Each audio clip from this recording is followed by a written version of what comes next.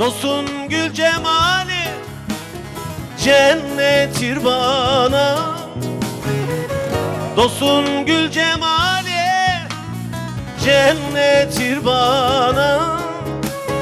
Ne çare ayrılık zamanı geldi, zamanı geldi. İstemem ayrılma senden sultanım. Ne çare ayrılık zamanı geldi. İstemem ayrılma senden sultanım. Ne çare ayrılık zamanı geldi.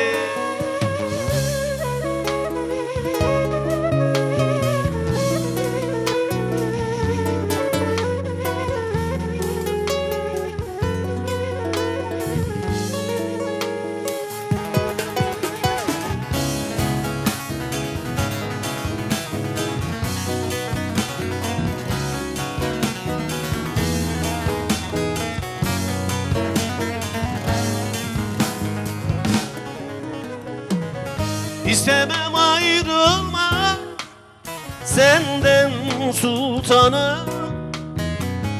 İstemem ayrılma senden sultanım.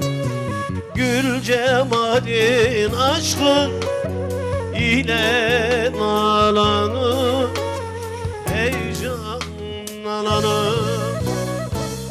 Çıkarma gönlünden imanı. Ne çare ayrılık zamanı geldi. Çıkarma gönlümde dinin imanı. Ne çare ayrılık zamanı geldi.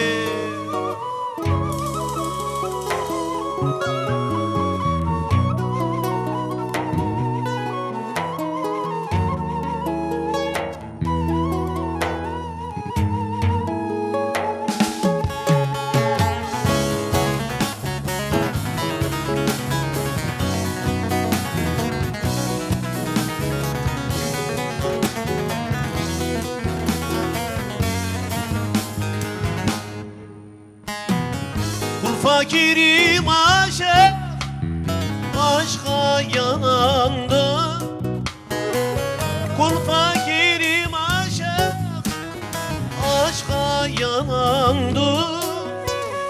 Hak erenler birbirine kanandı. Ey can kanandı. Çıkarma gönlümde imanı. Ne çare ayrılık zamanı geldi.